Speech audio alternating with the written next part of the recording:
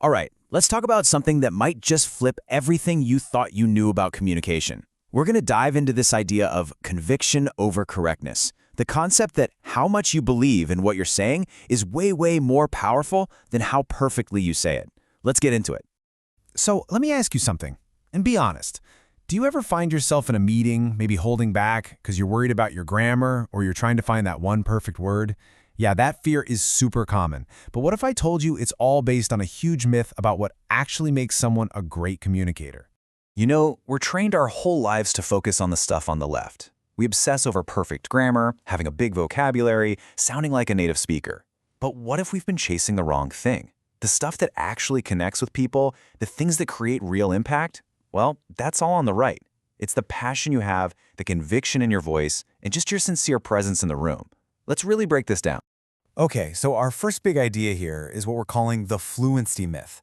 This is all about tearing down this belief that how good your English is the same thing as how good you are communicating. They are absolutely not the same thing. Here's the trap we all fall into. We think English is the skill, but it's not. English is just a tool, like a hammer. You can have the fanciest hammer in the world, but that doesn't make you a master carpenter. The real skill is communication. You know, clarity, connection, getting your point across. We've kind of turned language into this status symbol, and honestly, it's just holding a lot of brilliant people back. To really see what this looks like in the real world, I want to tell you this incredible story about a firefly conservationist from Indonesia. It's just the perfect example of how passion completely blows past any language barrier. So you have this man, Wayan, and by textbook standards, his English was broken. His grammar wasn't perfect, his sentences were simple, and yet, when he spoke, the entire room was completely silent, just hanging on his every word. Why? Because you didn't just hear his words, you could literally feel his why. His passion was so raw and so real that his message it stuck with you. It was unforgettable.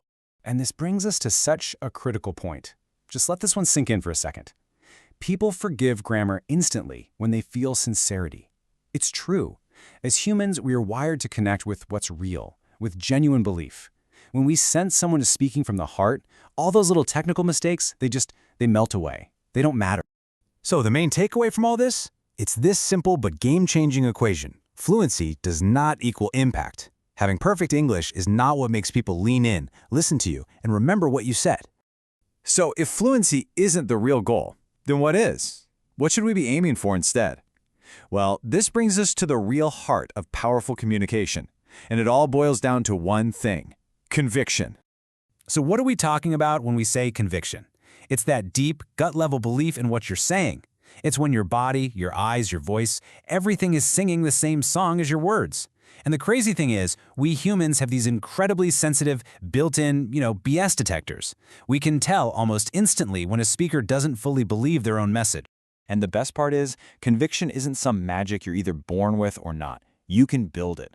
And it all starts before you even open your mouth, with a super simple 3-step check-in.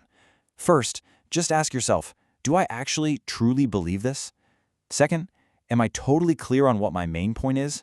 And finally, okay, how do I make sure my tone and my body are actually matching this message? Okay, so we've talked about what's going on inside you, that feeling of conviction. Now let's talk about how that gets seen by everybody else, because how you feel on the inside gets projected outward, and people pick up on those signals way faster than you'd think. Listen, this is a huge one. Get this. Before anyone even starts to think about the logic of your argument or the facts you're presenting, they are making a split-second judgment about you based on your confidence.